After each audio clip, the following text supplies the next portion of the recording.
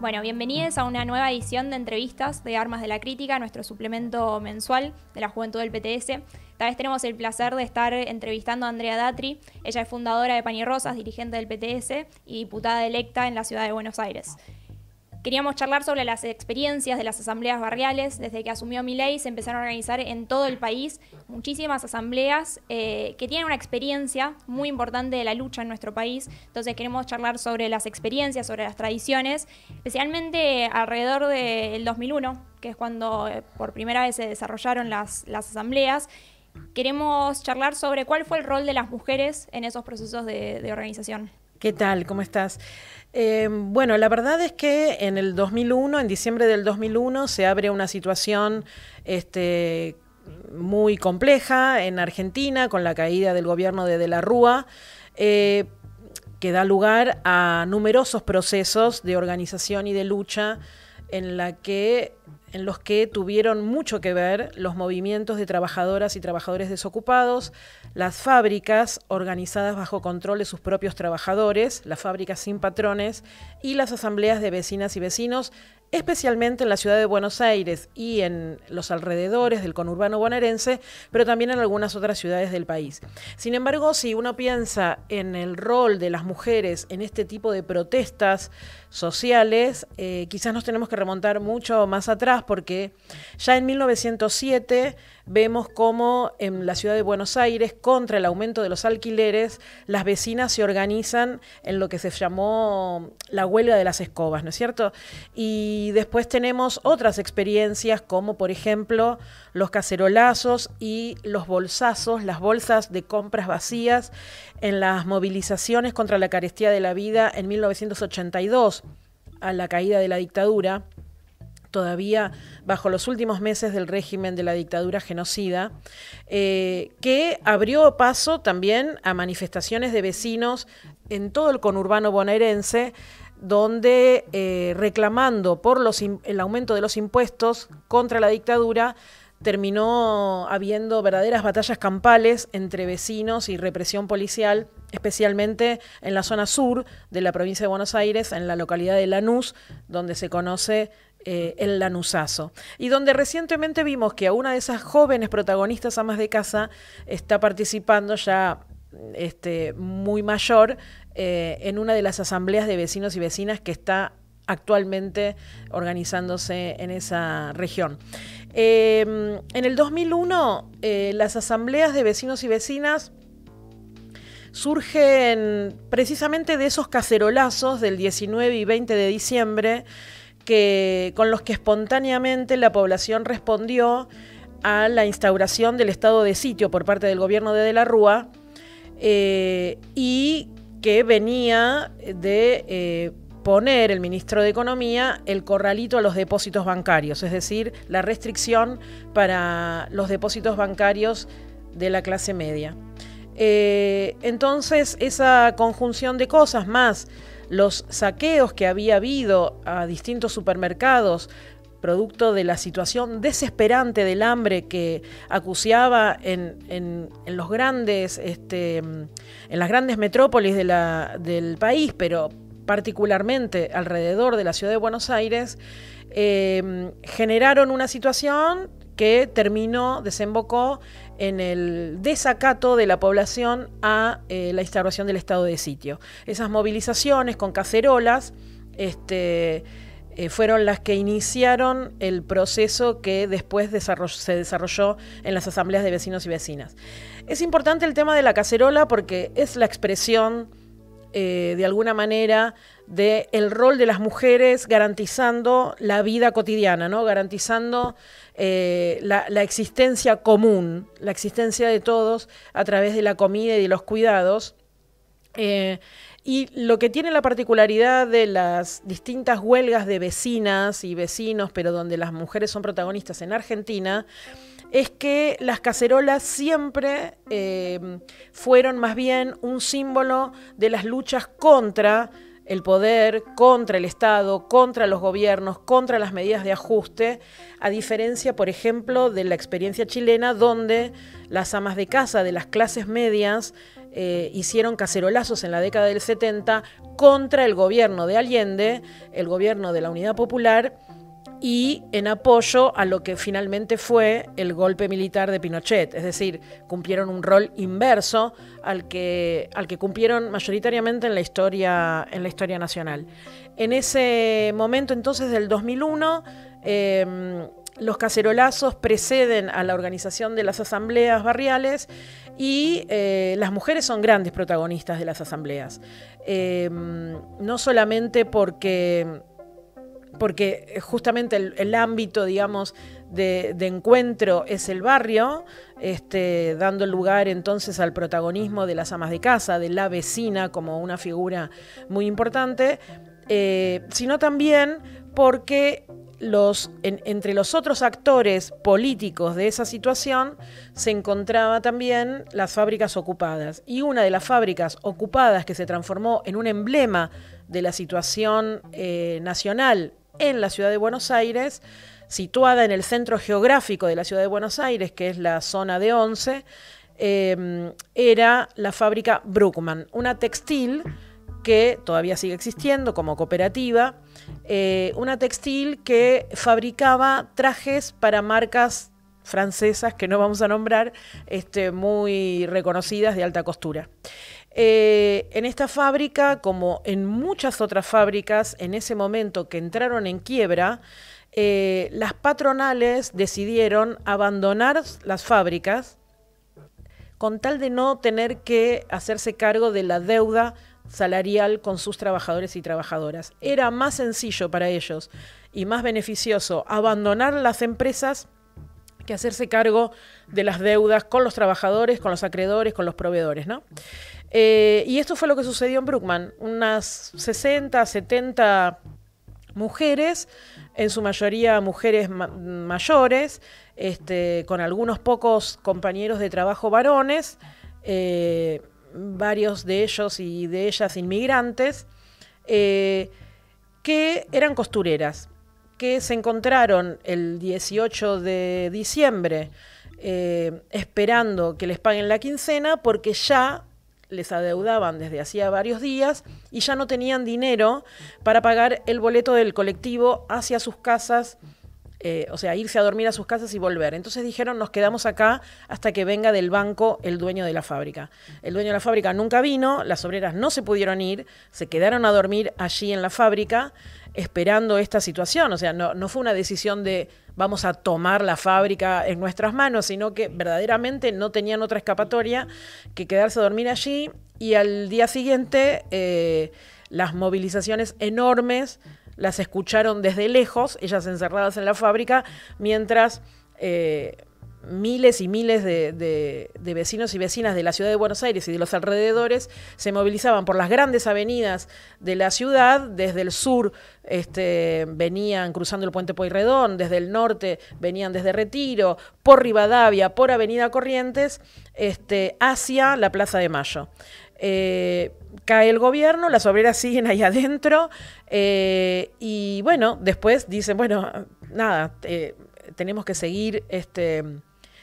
administrando esta fábrica y poniéndola a producir bajo nuestro control. Esa fábrica entonces se transformó en un símbolo muy potente que sirvió también para la organización o la coordinación, mejor dicho, de todos esos movimientos que estaban funcionando activamente: las asambleas de vecinos y vecinas, los movimientos de trabajadoras ocupadas y desocupados, y sus hermanos y hermanas de otras fábricas recuperadas y puestas a producir bajo control obrero, como por ejemplo Sanón en la provincia de Neuquén en ese momento y otras de la ciudad de Buenos Aires. Entonces se convirtió como en un centro aglutinador y coordinador de distintos movimientos, donde el emblema más importante eran estas obreras textiles. Un emblema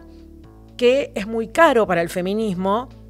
y entonces esto también permitió que alrededor de Bruckmann se reorganizara y se volviera a poner en pie un movimiento feminista que venía de muchos años de no tener un papel tan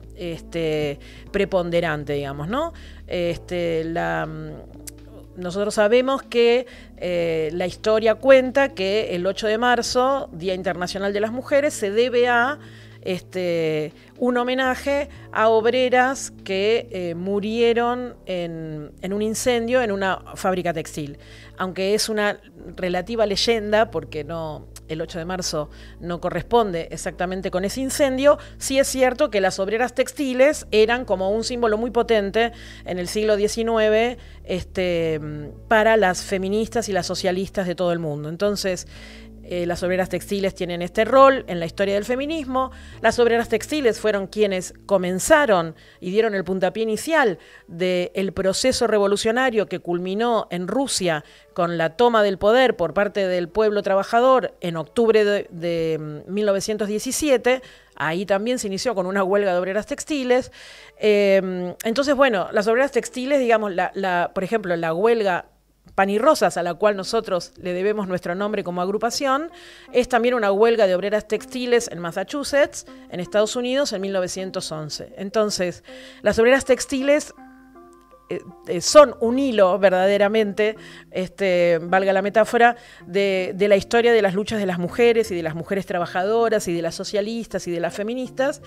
Entonces, claro, se convirtieron en un símbolo muy potente, sobre todo cuando a partir del 8 de marzo del 2002, ellas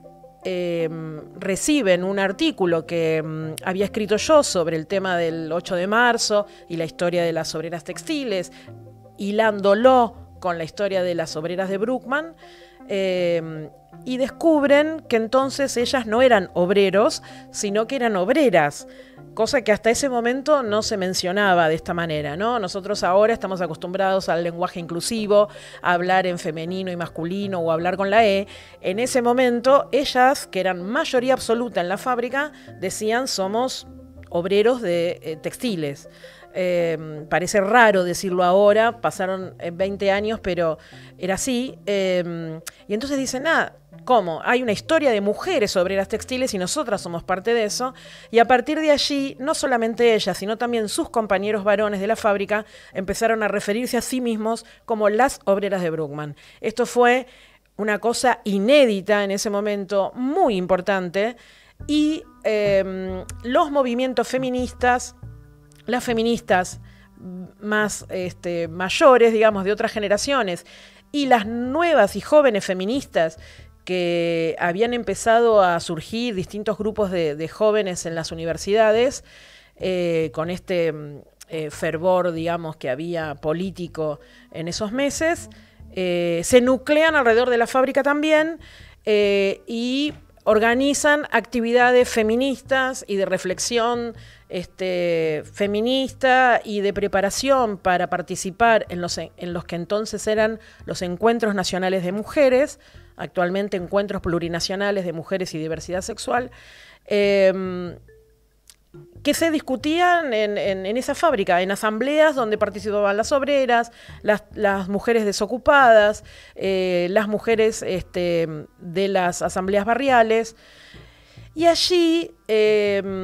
Dora Koledesky, que quizás es más conocida por las nuevas generaciones, es una de las pioneras indiscutibles de la lucha por el derecho al aborto en Argentina, que ya falleció y lamentablemente antes de que consigamos la ley, de la cual del primer proyecto ella era la autora, ella percibe esta cuestión de que las mujeres, los vecinos, se reúnen en asambleas diciendo que se vayan todos, queremos decidir, tenemos derecho a decidirlo todo, nosotras, nosotros. Y ella dice, bueno, si lo que hay es unas ganas de tomar todas las decisiones en nuestras propias manos, es el momento para que hagamos mucho más masiva nuestra demanda por decidir sobre nuestros propios cuerpos. Y entonces ella propone la organización de una asamblea por el derecho al aborto. Estaba la asamblea de Caballito, la asamblea de Almagro, la asamblea de Boedo, la asamblea de Belgrano, y ella propone la Asamblea por el Derecho al Aborto, y es una asamblea que nuclea a mujeres de los distintos barrios, de los distintos movimientos, de los distintos partidos, sobre todo de la izquierda, que participamos en esa asamblea, para pensar una estrategia que nos permita lanzar en el siguiente Encuentro Nacional de Mujeres del 2003 una gran campaña para exigir la legalización del aborto en Argentina. Es decir, que este clima de fines del 2001, que se extendió durante el año 2002, con las asambleas, con la participación de las mujeres, muchas de ellas que nunca habían participado en política,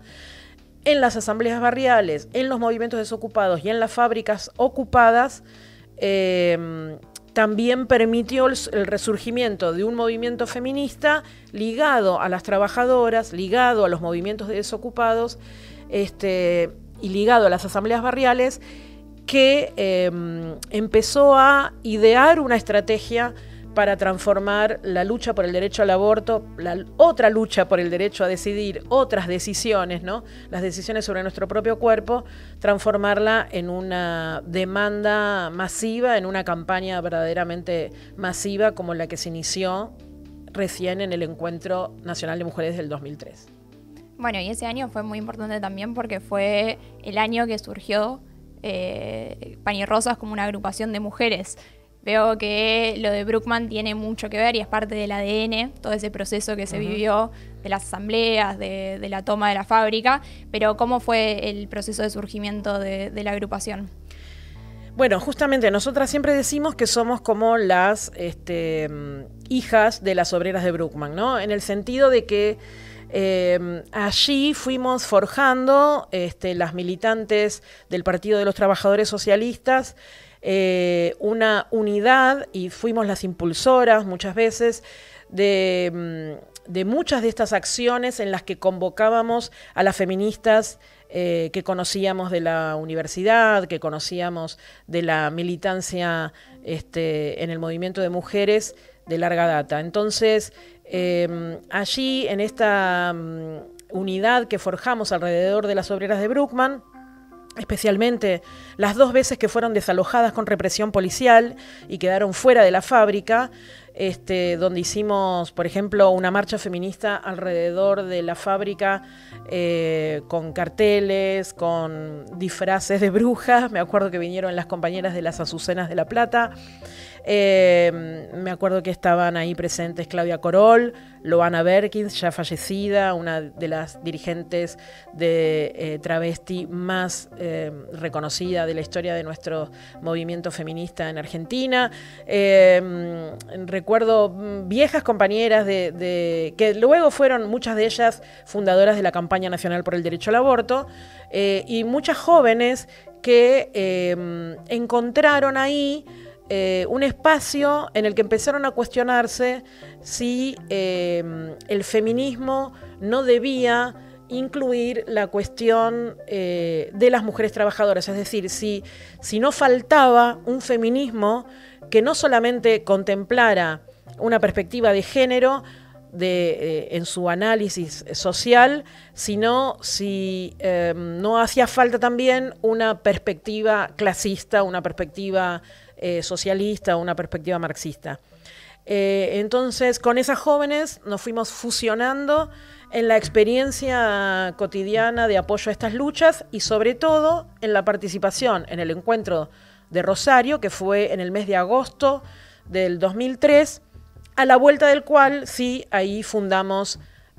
una agrupación común con estas compañeras que venían sin militancia partidaria, digamos, que se llamó Pan y Rosas y que el año pasado, justamente en septiembre del año pasado, cumplió 20 años. Bueno, volviendo también a lo que charlábamos al principio, que volvieron las asambleas en todo el país, incluso fue apenas asumió Milei el 20 de diciembre, después de la movilización que se hizo desafiando el protocolo de Patricia Bullrich. Teniendo las experiencias del 2001 y todo lo que fuiste contando, ¿qué posibilidades ves del desarrollo de las asambleas? ¿Qué perspectiva pensás que tenemos en esa organización que va surgiendo desde abajo en muchísimos barrios en la capital, en el AMBA, en todo el país? Bueno, hoy, si hacemos una comparación con el 2001, en el 2001 hubo alrededor de 300 asambleas vecinales, de las cuales un tercio, o sea, 100 asambleas se reunían en la ciudad de Buenos Aires. Hoy todavía no estamos a ese nivel de organización, creo que estamos alrededor de 30 asambleas más o menos en la ciudad de Buenos Aires, pero hay también desarrollo de asambleas en la zona oeste del conurbano, en la zona sur y algunas en la zona norte, otras en La Plata. Yo creo que todavía es un germen, digamos, muy incipiente del proceso, si lo comparamos con lo que fue en el 2001, ¿no es cierto? Pero claro, la situación política es distinta. Pensá que las asambleas de vecinas y vecinos en el 2001 surgen a la caída del gobierno de la Rúa, con el cual ya se habían hecho 2 años de experiencia política, y en este momento estamos a los inicios de un gobierno que acaba de ganar las elecciones y que, sin embargo, como aceleradamente aplica su plan de ajuste brutal, descomunal, contra las masas trabajadoras, también aceleradamente se organiza una incipiente resistencia, ¿no es cierto? Pero bueno, más allá de que sea incipiente, más allá de que todavía sea quizás muy poca la gente que se está reuniendo, si lo comparamos con lo que es la población de la ciudad de Buenos Aires, verdaderamente creo que tienen un potencial enorme. Es decir, con esa decisión, digamos, ya el 20 de diciembre, no nos olvidemos que a la tarde más o menos se hace una movilización que desafía el protocolo de Bullrich con los movimientos de desocupados y la izquierda. A la noche el gobierno hace una provocación y por televisión anuncia el lanzamiento de su ley ómnibus, que finalmente fracasó en el Congreso Nacional, y espontáneamente de todos los barrios surgen los cacerolazos nuevamente como expresión de esta protesta de las vecinas y los vecinos. Entonces, las familias de la ciudad de Buenos Aires protestan alrededor de los cacerolazos, llegan hasta el Congreso desde los distintos barrios, y esto da lugar a las primeras asambleas que parecía que iban a ser un fenómeno episódico y que, sin embargo, se sostienen en el tiempo durante las semanas de diciembre y en las semanas de enero hasta que empieza el tratamiento de la ley ómnibus en el Congreso. Durante esas jornadas, que fueron 3 o 4 jornadas de manifestaciones, porque el tratamiento de la ley ómnibus fue extensísimo y entonces entraban en receso, digamos, cuarto intermedio a la noche y volvían al día siguiente, y las asambleas entonces se retiraban y volvían al día siguiente. Las asambleas cumplieron un papel fundamental, no solamente protestando contra la ley ómnibus, que finalmente cayó por distintas crisis y contradicciones en las alturas, entre los gobernadores y el gobierno, entre los distintos bloques de diputadas y diputados, pero también fundamentalmente por una acción persistente que fue la demostración activa de un rechazo mucho más masivo, quizás pasivo, pero mucho más masivo, a ese mamotreto y mamarracho verdaderamente que era la ley ómnibus. Y en estas jornadas no solamente pasó esto, sino que además enfrentaron el protocolo represivo impuesto por la ministra Bullrich, con 4 fuerzas federales ocupando los alrededores del Congreso, con una represión brutal, como no se ha visto verdaderamente desde hace mucho tiempo, con gases pimienta, y no solamente eso, sino también disparos de balas de goma que, por fuera de todo tipo de reglamentación y protocolo internacional del uso de las armas por parte de las fuerzas represivas del Estado, apuntaron directamente por encima de la cintura, algunos directamente a la cabeza, como es el caso de un compañero nuestro del Centro de Profesionales por los Derechos Humanos y asesor de la diputada Miriam Bregman, Matías Aufieri, que perdió la visión de un ojo por uno de los balines disparados por la policía. Mientras, además, estaba ejerciendo dentro de la plaza, no en la calle, dentro de la plaza, un relevamiento de cuáles eran los heridos que habían quedado de la represión policial, o sea, algo que le corresponde a un abogado de derechos humanos, precisamente, y sin embargo fue reprimido, como fueron reprimidos muchísimos fotógrafos, fotógrafas, periodistas que se encontraban en la plaza, ¿no es cierto? Entonces, las asambleas cumplieron ese rol, para mí, como de avanzada de la resistencia a una ley que era rechazada por una mayoría mucho más grande de la población, y esto creo yo que envalentonó o empoderó, digamos, a las asambleas para darles también la perspectiva de continuar organizados en sus barrios alrededor de otras cuestiones. Por ejemplo, en Caballito, sabemos, se cortó la luz durante varios días, con todas las consecuencias terribles que tienen para las familias por la pérdida de las compras de alimentos que no se pueden mantener en la heladera, por el problema que tienen las personas que son electrodependientes, por los problemas que tienen las personas ancianas o con alguna discapacidad que no pueden subir y bajar escaleras habitualmente. Y las asambleas cumplieron un rol también allí, protestando frente a las oficinas de la empresa de energía privatizada en los años 90, y solidarizándose, sobre todo esta cuestión es importante, solidarizándose para mantener y rescatar los alimentos que se pudiera en las heladeras de los otros vecinos y vecinas, como también se solidarizaron y recibieron mucho la gratitud de los familiares de quienes murieron en el derrumbe de uno de los edificios también allí en la ciudad de Buenos Aires, mientras el gobernador de la ciudad de Buenos Aires, el jefe de gobierno, Jorge Macri, se encontraba de paseo por Europa, ¿no es cierto? Entonces, en la ciudad de Buenos Aires había inundaciones, cortes de luz, derrumbe de edificios, y quienes cumplieron un rol ahí de solidaridad y de denuncia política, no solamente de solidaridad, sino también de denuncia política y de denuncia contra las empresas de la energía eléctrica, en este caso, fueron las asambleas barriales. Y actualmente se están desarrollando también actividades de recolección de útiles escolares, en solidaridad con la lucha de las maestras y los maestros que se está organizando para las próximas semanas con el inicio de clases, juntando también los útiles y las cosas que son necesarias para los chicos que van a iniciar sus clases en medio de estos tarifazos brutales, de esta inflación desatada y de un empobrecimiento cada vez mayor de la población que impide a las familias ni siquiera acceder a lo mínimo indispensable, ¿no es cierto? Tenemos un 250% de aumento en el boleto del transporte en las últimas semanas, que también va a seguir aumentando en los meses que siguen, y las asambleas también en este sentido hicieron una acción muy importante en el hall de la estación Constitución, que es una terminal del tren que va hacia el sur, del ferrocarril Roca,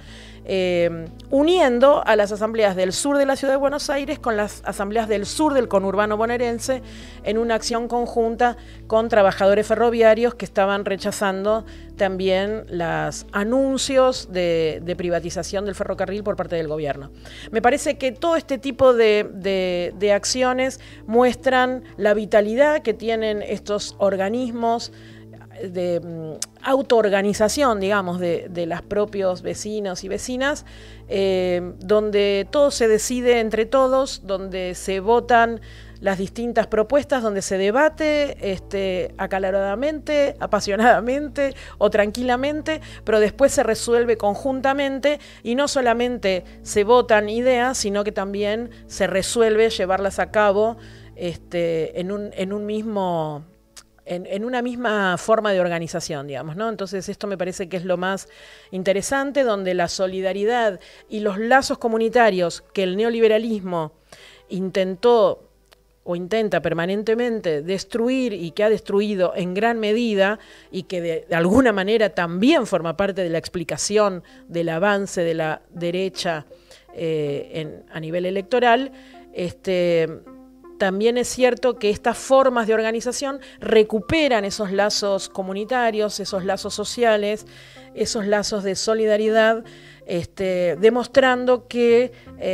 frente a las grandes calamidades que nos depara el sistema capitalista y este gobierno en particular, no estamos solos ni la salida es sálvese quien pueda, sino que, como siempre, la salida es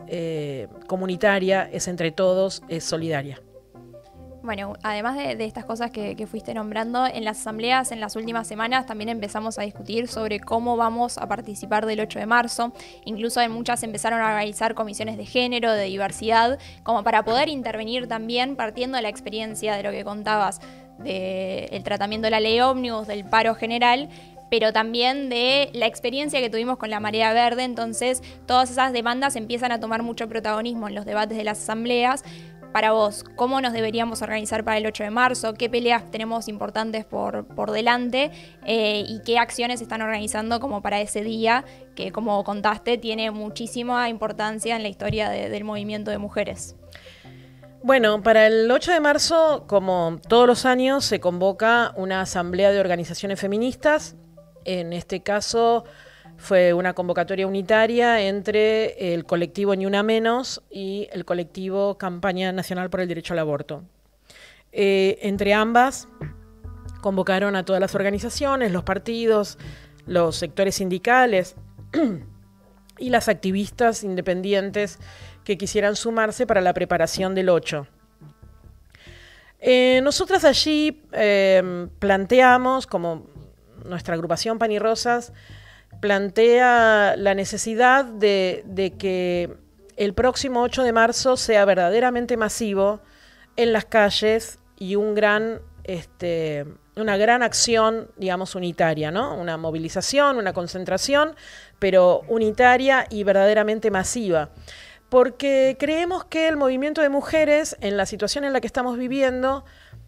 puede volver a cumplir y debería volver a cumplir el rol de liderar y canalizar todas esas luchas que hoy aparecen divididas, ¿no? El otro día hubo paro de ferroviarios, las próximas semanas va a haber paro de maestras y profesoras. Por otro lado está la movilización de las mujeres. Hoy hubo una gran movilización de los movimientos de desocupados y desocupadas, justamente exigiendo el envío de comida a los comedores barriales, porque hay emergencia alimentaria y el gobierno no está enviando la comida a los comedores de los barrios. Entonces, hoy sale uno, mañana sale otro movimiento, pasado otro movimiento u otro sector sindical u otro sector de trabajadores y trabajadoras. Nos parece que el 8 de marzo es una gran fecha que podemos aprovechar para liderar el conjunto de las luchas y unificarlas, porque las mujeres nosotras siempre decimos que cuando hay un plan de ajuste del Fondo Monetario Internacional aplicado por este gobierno en este caso, pero aplicado por todos los gobiernos anteriores también, siempre decimos las mujeres somos las más perjudicadas. Y eso parece como una frase hecha, digamos, a esta altura, pero verdaderamente no es así. Es decir, las mujeres somos la mayoría, por ejemplo, en educación, somos la mayoría en salud. Son dos gremios que próximamente están llamando al paro porque es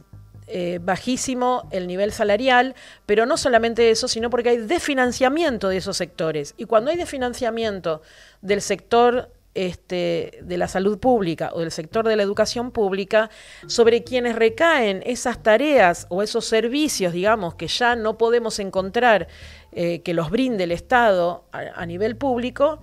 es sobre el trabajo de cuidados de las mujeres. Entonces, al mismo tiempo que son sectores feminizados, con bajos salarios, con condiciones laborales precarias, su desfinanciamiento duplica o aumenta el trabajo de cuidado de las mujeres gratuito que realizan en sus hogares. Entonces, eso es un gran problema que que permitiría al mismo tiempo a las mujeres enfrentarlos con su lucha y su movilización en las calles, pero al mismo tiempo convocando a todos los sectores que atraviesan esos problemas a unirse en una manifestación común. La emergencia alimentaria es descomunal, es verdaderamente calamitosa. ¿Quiénes son la mayoría de las mujeres que trabajan en los comedores barriales con salarios ultra precarios? Porque no se puede decir siquiera que son salarios. Reciben un plan que es exactamente la mitad del salario mínimo, que son apenas 180.000 pesos. Entonces, y ellos reciben la mitad por hacer este trabajo en los comedores barriales. La mayoría son mujeres. ¿Quiénes son la mayoría de este sector tan precarizado que es el sector de las trabajadoras de limpieza de casas particulares? La mayoría son mujeres. El 80% trabaja en situación informal, es decir, no reciben aportes patronales para su jubilación. ¿De dónde sacó el gobierno el dinero con el cual se jacta de haber tenido en este último mes superávit financiero? El 63% de ese superávit financiero salió de lo que le quitaron a nuestras jubiladas y a nuestros jubilados. Es decir, motivos para unir en una gran lucha donde las mujeres lideremos al conjunto del pueblo trabajador, porque somos las más perjudicadas, pero además porque tenemos una larga experiencia de lucha, sobran, verdaderamente los motivos sobran. Nosotras decimos que por eso es importante unificar las luchas y que para eso necesitamos y exigimos el llamado a un paro nacional y un plan de lucha a las centrales sindicales.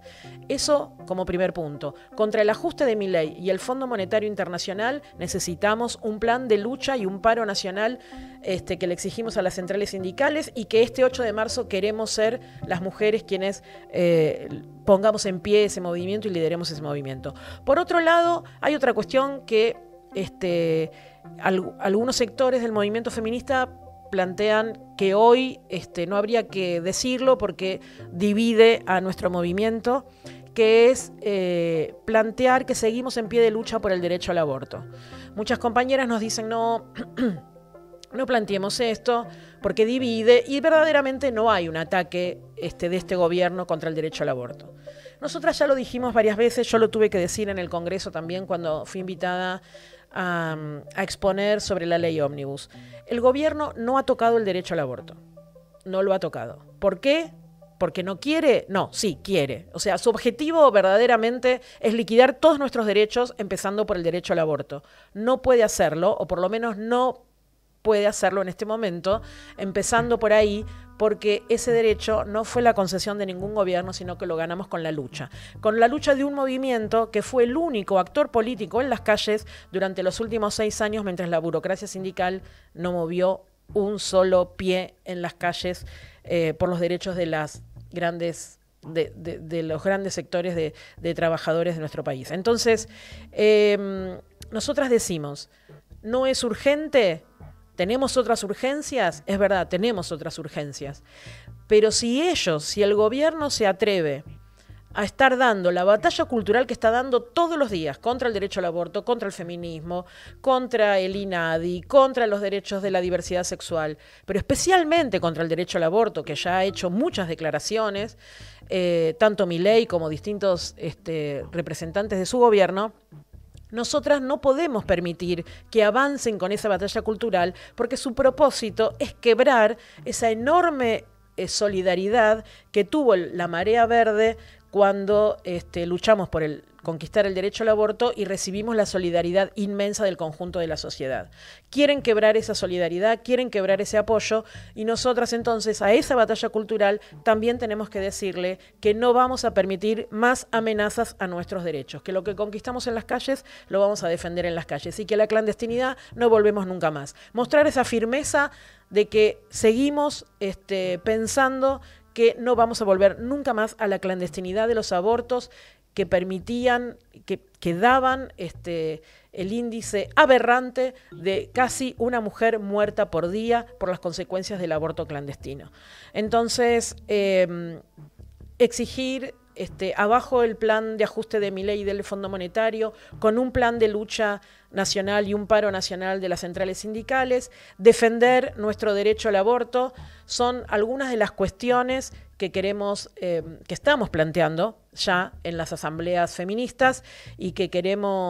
a las que queremos sumar a todas las mujeres que vean esta perspectiva. No queremos aceptar divisiones, que cada lucha vaya por su lado, porque cuando vamos divididos a luchar, perdemos todos y todas y todes. Entonces, queremos unificar esas luchas, queremos las mujeres liderar ese proceso, queremos que las centrales sindicales convoquen a un verdadero paro y plan de lucha nacional y queremos seguir reivindicando la bandera de nuestros derechos y nuestras libertades, porque hoy es una amenaza o una batalla cultural, una amenaza ideológica en los medios, en las redes sociales, pero es para preparar el terreno, para hacernos retroceder